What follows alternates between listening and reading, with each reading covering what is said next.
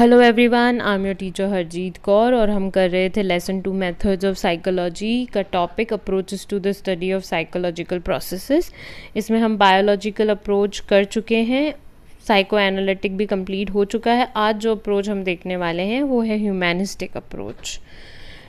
तो थोड़ा पहले हम कार्ल रॉजर के बारे में जान लेते हैं। कार्ल रॉजर अमेरिकन साइकोलॉजिस्ट थे। इनका जो बर्थ था वो 1902 में हुआ था और डेथ 1987 में हुई थी। कार्ल रॉजर जो है वो फाउंडर ऑफ ह्यूमैनिस्टिक अप्रोच और पर्सन सेंट्रल साइकोलॉजी है। ह्यूमैनिस्टिक अप्रोच में किसी भी इंडिविजुअल को एज अ होल देखा जाता है, हर इंसान को यूनिक माना जाता है और ये माना जाता है कि हर इंसान को फ्री विल मिली हुई है।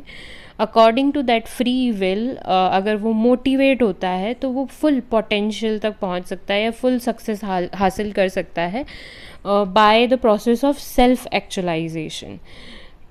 साइको एनालिटिक और बिहेवियरलिज्म अप्रोच के बाद ये थर्ड फोर्स माना जाता है जो कि काफ़ी इम्पॉर्टेंट है।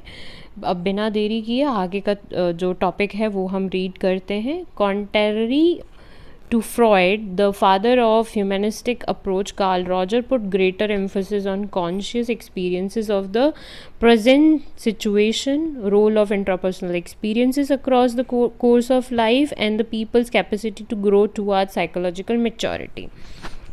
तो सिगमुंड फ्रॉयड के बिल्कुल अपोजिट जो कार्ल रॉजर थे वो सबसे ज़्यादा जो एम्फेसिस देते थे या जोर डालते थे वो था conscious experiences of the present situation. At present situation में जो भी कॉन्शियस एक्सपीरियंसेस, चेतन अवस्था में जो एक्सपीरियंसेस हमको हो रहे हैं, role of intrapersonal experiences across the course of life.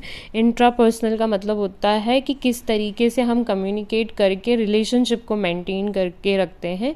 Intrapersonal skills के अंदर आता है leadership skills, team work, listening skills, caring and lot more. ये सारी स्किल्स के थ्रू हम लाइफ में जो एक्सपीरियंस करते हैं, कार्ल रॉजर उनके ऊपर जोर देते थे। और तीसरी जो चीज़ थी, लाइफ के अकॉर्डिंग लोग अपनी कैपेसिटी के अकॉर्डिंग कितनी साइकोलॉजिकल मैच्योरिटी गेन कर पाते हैं।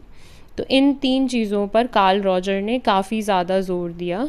This approach basically assume that a person is an active and self actualizing agent and has a choice in deciding his behaviour. According to Carl Roger उन्होंने assume किया कि जो एक इंसान होता है वो बहुत एक्टिव होता है और सेल्फ एक्चुअलाइजिंग एजेंट होता है। सेल्फ एक्चुअलाइजिंग का मतलब होता है कि अपने फुल पोटेंशियल को गेन करना, अपने अंदर सुधार लाकर। तो जब सेल्फ एक्चुअलाइजिंग होती है, सेल्फ रियलाइजेशंस होते हैं, उस सेल्फ रियलाइजिंग के अकॉर्डिंग इंसान अपने आप को मोटिवेट करके अपने अंदर चेंजेस लाकर सक्सेस को हासिल कर सकता है। And has a choice in deciding behaviour. According to that फिर वो अपने बिहेवियर को डिसाइड करता है कि उसका बिहेवियर किस तरीके का होगा। इसको थोड़ा सा एग्जाम्पल से समझते हैं कि मान लो कोई इंसान है, उसको गुस्सा बहुत आता है।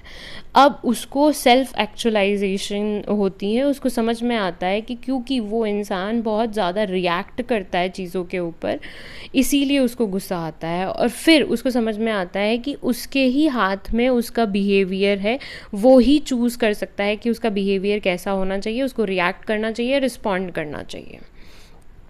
और जब वो उसकी तरफ मेहनत करता है तो ऑब्वियसली धीरे धीरे करके वो अपने बिहेवियर को चेंज कर सकता है। As a part of self actualizing process a person seek to maintain a congruence between self and experience. ये लाइन बहुत इंपॉर्टेंट है। पूरे अप्रोच का जो सार है इस एक लाइन के अंदर है। As a part of the self actualizing process a person seeks to maintain a congruence between self and experience. अब इस लाइन को समझते हैं कि जब इंसान सेल्फ एक्चुअलाइजिंग प्रोसेस के अंदर होता है, अपने आप को समझने के प्रोसेस में होता है, तो उसको मेंटेन करना पड़ता है कॉन्ग्रुएंस। ना what is this congruence? Congruence का मतलब होता है एग्रीमेंट टू एक्शन। अब ये एग्रीमेंट टू एक्शन किसके लिए होता है? सेल्फ और एक्सपीरियंस के बीच में होता है। अब इसको एक उदाहरण से समझते हैं जो कार्ल रॉजर ने ही समझाया है कि मान लो कोई इंसान है, उसकी प्रेजेंट सिचुएशन है, तो प्रेजेंट सिचुएशन को कार्ल रॉजर ने बोला है रियल मी, कि एट अ प्रेजेंट जो मेरी रियलिटी है, मान लो मुझे गुस्सा आता है, वो मेरी रियलिटी है। अब मेरा एक आइडियल मी भी है कि मुझे ऐसा बनना है कि मुझे गुस्सा ना आए। अब जो रियल मी है वो रिएक्ट करता है किसी भी सिचुएशन में, तो आइडियल मी ऐसा होना चाहिए जो रिस्पॉन्ड करे हर सिचुएशन में। तो इन दो चीज़ों के बीच में जो रियल मैं हूँ और जो मेरा एक्सपीरियंस होने वाला है, जो आइडियल मैं हूँ, उसके बीच में मुझे कॉन्ग्रुएंस यानी मुझे एग्रीमेंट करना पड़ेगा, एग्रीमेंट टू एक्शन। लाइक कि रियल मी और आइडियल मी के बीच में एक एग्रीमेंट होगा जिसको बोला जाएगा एग्रीमेंट टू एक्शन, कि मैं इस तरीके के एक्शंस नहीं करूँगा जिससे मुझे गुस्सा आता है, तभी मैं आइडियल मी की तरफ पहुँच पाऊँगा। However, because of past experiences with conditional positive regards, he may deny or destroy the experiences that threaten one's self system. अब होता क्या है कि जब हम इस प्रोसेस में आते हैं या सेल्फ एक्चुअलाइजेशन प्रोसेस के अंदर आते हैं, तो एक हमारा सेल्फ सिस्टम होता है। ये जो सेल्फ सिस्टम होता है वो पास्ट एक्सपीरियंसेस के वजह से बनता है। जितने भी हमने पास्ट एक्सपीरियंसेस हमको हुए हैं अपनी लाइफ टाइम में, उन पास्ट एक्सपीरियंसेस जो होते हैं वो हमारे माइंड में पहले से ही होते हैं। जब सेल्फ एक्चुअलाइजेशन प्रोसेस होता है तो जो हमारा सेल्फ सिस्टम है वो नए एक्सपीरियंसेस को या चेंज होने वाले एक्सपीरियंसेस को डिनाई या डिस्ट्रॉय करना शुरू कर देता है, डिस्टॉर्ट यानी उनके अगेंस्ट जाना शुरू कर देता है। और जब ऐसा होता है तो कार्ल रॉजर बोलते हैं कि such a self system can be change. अब उस सेल्फ सिस्टम को चेंज किया जा सकता है in the therapeutic settings through genuineness. उसके लिए थेरेपीज़ लेनी पड़ती हैं। अब थेरेपीज़ के अंदर अनकंडीशनल पॉजिटिव रिगार्ड्स, यानी उन थेरेपीज़ के अंदर जो क्लाइंट होता है उनको अनकंडीशनल पॉजिटिव चीज़ें या पॉजिटिव मोटिवेशन के बारे में सिखाया जाता है। एम्फोसिस अंडरस्टैंडिंग दी जाती है उनको मोड़ा जाता है पूरी तरीके से पॉजिटिव वे में। जब हम उनको पूरी तरीके से पॉजिटिव वे में मोड़ देते हैं तो ऑफ कोर्स उसके अंदर चेंज आता है। इन चीज़ों को दो तरीक़ों से समझाया है कार्ल रॉजर ने। पहला कॉन्ग्रुएंस, दूसरा इनकॉन्ग्रुएंस। अब जो कॉन्ग्रुएंस होता है उसमें होता है एग्रीमेंट टू एक्शन, और इनकॉन्ग्रुएंस होता है नॉट टेकिंग एक्शन। तो नॉट टेकिंग एक्शन कब होता है? जब हमारा सेल्फ सिस्टम एक्टिवेट हो जाता है कि ये चीज़ मुझे नहीं करनी है, क्योंकि अगर मैं ये करूँगा तो पहले भी ऐसे हुआ था, अब भी ऐसे हो जाएगा।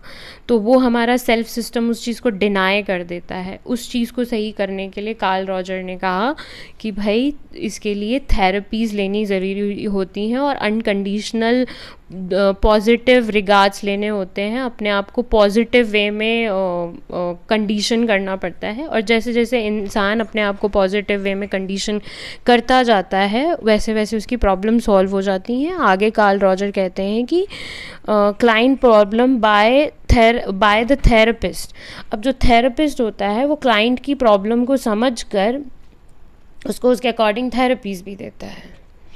तो हमारा जो ह्यूमैनिस्टिक अप्रोच है वो इतना ही था। नेक्स्ट वीडियो मैं बिहेवियर्स अप्रोच और कॉग्निटिव अप्रोच का एक साथ डालने वाली हूँ। इसके लिए आपको मेरा चैनल सब्सक्राइब करना पड़ेगा, बेल आइकन दबाना ना भूलें। So thank you so much, keep smiling, keep learning and keep loving yourself. Bye, take care.